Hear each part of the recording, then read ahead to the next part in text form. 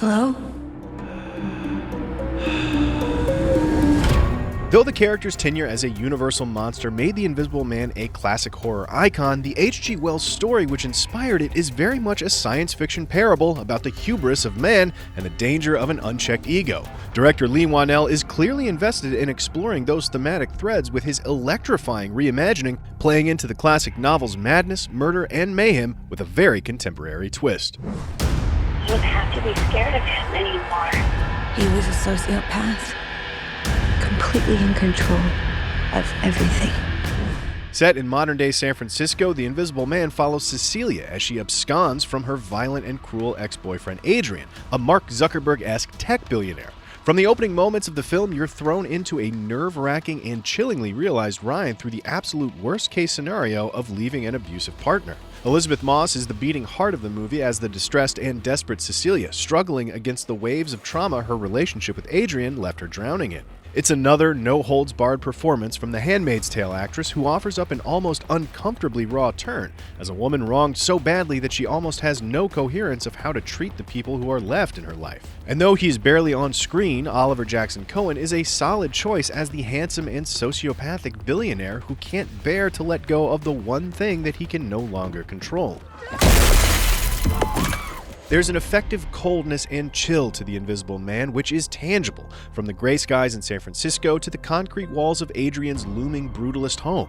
There's a grimness to it all that can't be escaped, which is entirely the point. Nothing about The Invisible Man is meant to be comfortable. The cinematography and production design also fill every moment with a dread and anxiety that is entirely fitting for a horror film that takes one of the darkest aspects of human nature and wrings every ounce of terror out of it can. At just over 2 hours, The Invisible Man never drags, instead successfully building tension to a breaking point. But depending on your range for a slow burn start leading to some breakneck twists and turns, you might get a little cinematic whiplash when it comes to the film's brutal and action-packed latter half. The final act is where Whannell really shows his power though, with some truly gasp-inducing moments and more of the stunningly imagined and choreographed action that made Upgrade such a cult hit amongst genre fans. Surprise.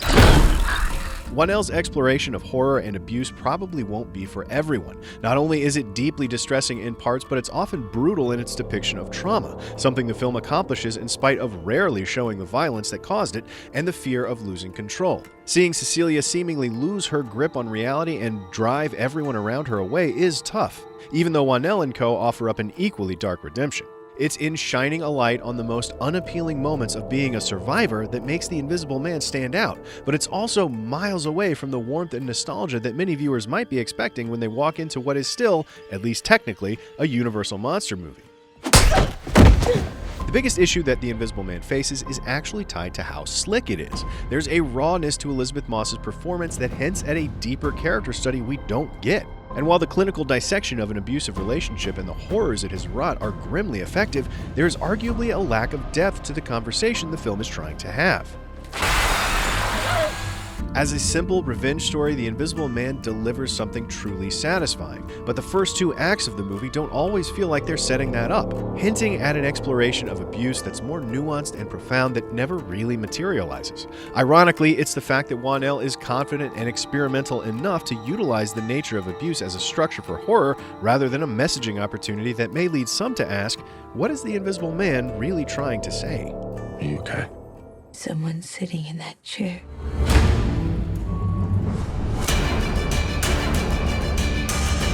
While this dark new take on the classic Universal monster might not be for every audience, its inventive use of abuse and narcissism as a structural outline for horror means that this uniquely grim outing for The Invisible Man largely works.